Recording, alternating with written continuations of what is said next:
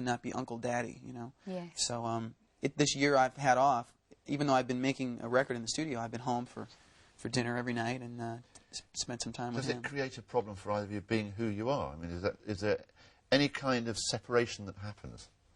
I don't think so. We were talking in the back about our children, and all of a sudden, you know, we actually feel sorry for people that don't have children because it changes your priorities. And you work so hard. I know with my planning as far as my career, my wife and I worked as hard as we could to get in a place where we felt comfortable before we had a family.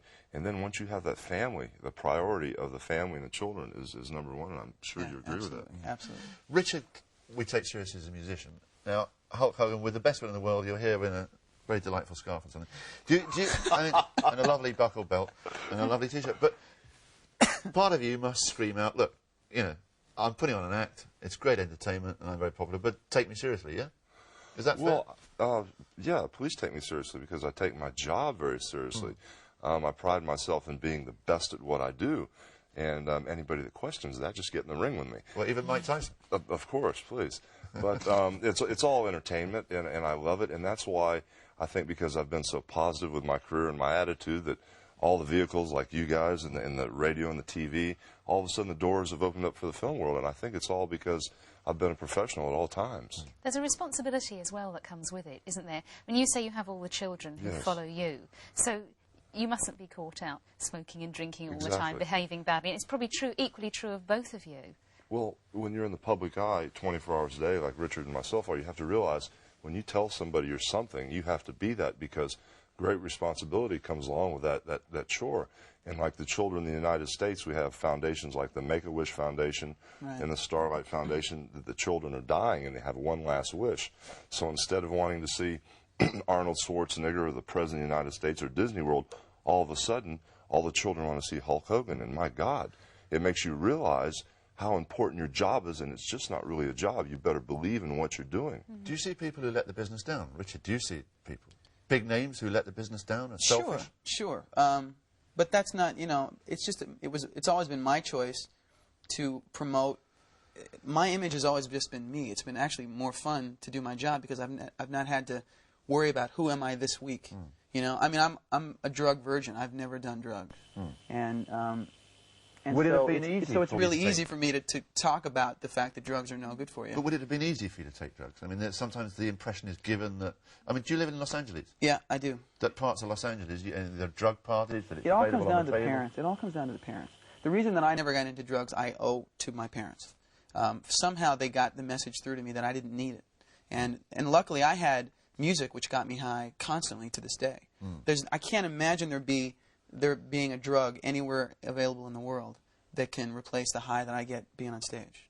Or even the high that I get just from writing or being in the studio. So I'm lucky that I have that outlet, and I just try and get the point across to everybody, and especially to kids, that they got to find that outlet. You know, if they don't have it right now, they got to find it because synthetic outlets are no good for anybody.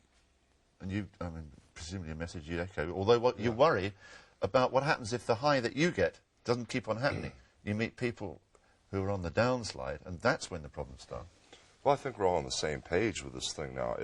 This is the decade of the 90s, decade of fitness, and I think everybody realizes that the drugs are a dead-end street. So, I mean, this is a whole new era. I mean, it's not the 70s or the 80s or Woodstock or whatever. It's all changed. I know definitely around my business, things have changed. I mean, the people that I work with are businessmen. These wrestlers that you see yelling and screaming and raising Cain on TV, they're businessmen. They're very, very talented and very articulate.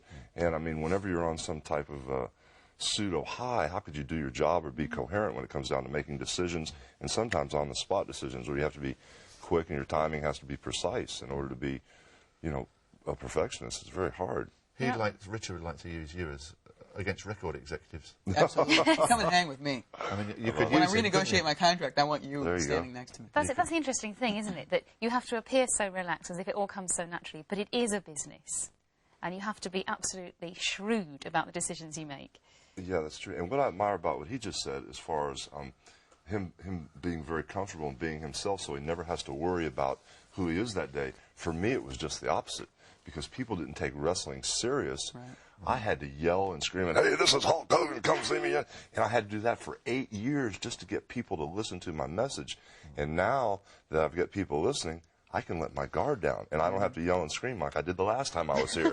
And it's great. Nobody said, we know who you are, go away. Would we say that to a man of Hulk's size? Yes, exactly. I want somebody to have a still camera. I want a picture of me, this right here. I can see this on the monitor. Because when I work out, I want something. I want a motivator. Yeah. And I think I've got a. Well. Yeah, there you go. Yes. There you go. Somebody take a photo of this so I can keep it in the gym with me. We've got it. We've got it for you. Okay. I'm told good. by the. Good. Well, good luck, Shep.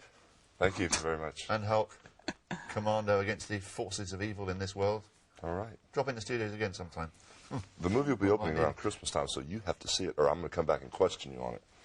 I told you, don't threaten me. You threaten me. Hulk, don't push your luck.